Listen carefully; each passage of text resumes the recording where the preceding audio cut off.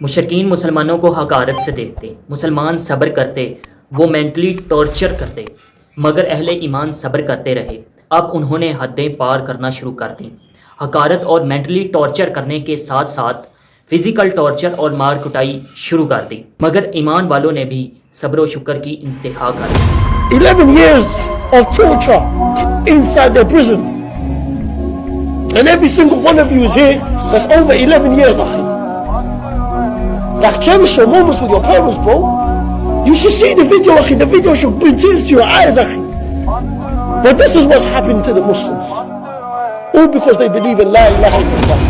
Welcome to my rational talk کی series we need 313 people. مختلف منصوبوں کے تحت مسلمانوں کو ایسی ایسی تکلیفیں دی گئیں کہ ان کے تصور سے رونگٹے کھڑے ہو جاتے ہیں اور دل شک ہو جاتا ہے۔ فار ایگزامپل، سیدنا بلال بن رباح رضی اللہ عنہ امیہ بن خلف کے غلام تھے۔ امیہ ان کے گلے میں رسی ڈال کر بچوں کے حوالے کر دیتا اور وہ انہیں کھینچتے پھرتے۔ اس دوران بلال رضی اللہ عنہ آہت آہت کہتے رہے۔ اس کے علاوہ امیہ ان کو دوپہر کی چلچلاتی دھوپ میں جلتی ریت یا پتھر پر ڈال کر سینے پر بھاری پتھر رکھوا دیتا، پھر کہتا یا تو محمد کے ساتھ کفر کر اور یا پھر لات اور عزا کی پوجا کر، اگر ایسا نہیں کرو گے تو پھر اسی حالت میں پڑے پڑے مر جاؤ۔ لیکن بلال رضی اللہ عنہ برابر آہت آہت کہتے رہتے۔ سیدنا بلال رضی اللہ عنہ کو اسی طرح اذیت دی جا رہی تھی۔ سیدنا ابو بکر رضی اللہ عنہ نے انہیں اس مصیبت سے دوچار ہوتے ہوئے دیکھا تو انہیں خرید کر اللہ تبارک و تعالیٰ کے لیے آزاد کر دیا۔ یہ واقعہ سیرت ابن ہشام اور اسی طرح ابن کثیر میں سورہ نحل کی تفسیر میں آیا ہے۔ اسی طرح عامر بن فہیرہ رضی اللہ عنہ، ان کو اس قدر مارا اور پیٹا جاتا کہ ان کی عقل جاتی رہتی، ان کو یہ بھی نہ سمجھ آتی کہ وہ کیا کہہ رہے ہیں یا کیا کر رہے ہیں۔ یہ بھی واقعہ طبقات ابن سعد میں ہے۔ اسی طرح ابو فقیہ رضی اللہ عنہ، جن کا اصل نام افلاح تھا، وہ قبیلہ ازد کے رہنے والے تھے اور قبیلہ بنو عبد الدار کے غلام تھے۔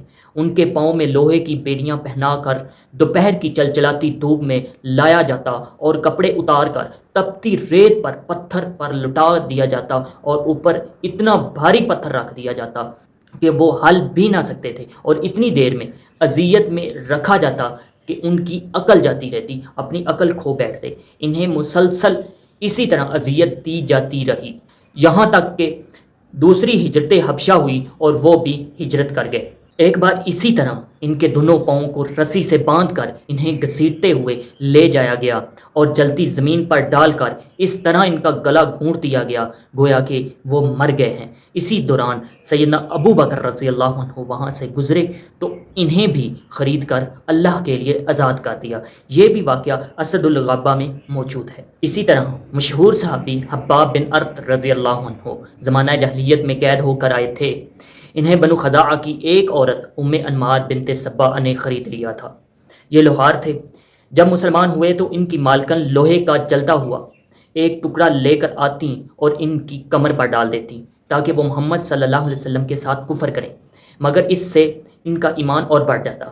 انہیں مشرکین بھی سزائیں دیتے تھے، کبھی گردن مروڑتے تو کبھی بال نوچتے، اور اسی طرح ان کو اذیت سے دوچار کیا جاتا۔ ان کا بھی واقعہ اسد الغابہ میں موجود ہے۔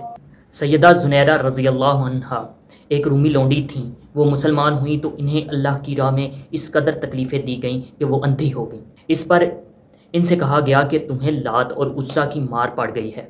انہوں نے کہا نہیں واللہ، انہوں نے میرا کچھ نہیں بگاڑا، یہ تو اللہ کی طرف سے ہے، اور اگر وہ چاہے تو اسے دور کر سکتا ہے۔ دوسرے دن صبح ہوئی تو واقعی اللہ تعالیٰ نے ان کی بصارت بحال کر دی۔ اس پر مشرکین کہنے لگے یہ تو محمد کا جادو ہے۔ اسی طرح ام عبیس رضی اللہ عنہا بنو زہرہ کی لونڈی تھی۔ ان کا مالک ان کو ستایا کرتا تھا اور ان کا مذاق اڑایا کرتا تھا۔ اسی طرح بنو عدی کے عمر بن مومل کی ایک لونڈی مسلمان ہوئی تو انہیں عمر بن خطاب ستایا کرتے تھے۔ ان کے علاوہ سیدنا عمار بن یاسر رضی اللہ عنہ اور ان کے والدین کو بھی سزائیں دی گئیں۔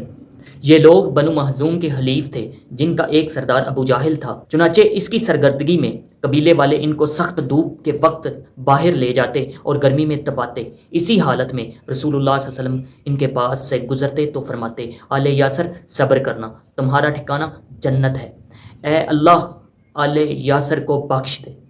اسی طرح عذاب سہتے سہتے یاسر اس دنیا سے چل بسے۔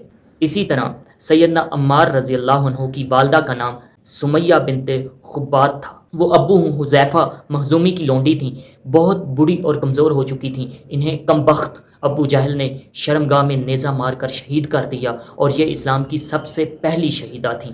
اسی طرح سیدنا مصعب بن عمیر رضی اللہ عنہ کو بھی اذیتیں دی گئیں، اور اسی ہی طرح حضرت عثمان رضی اللہ عنہ کو بھی ان کا چچا ایک چٹائی میں لپیٹ کر نیچے سے دھواں دیا کرتا تھا۔ ویڈیو پسند آئے تو لائک اور شیئر کیجیے گا اور چینل کو سبسکرائب کیجیے گا۔ مع السلامہ۔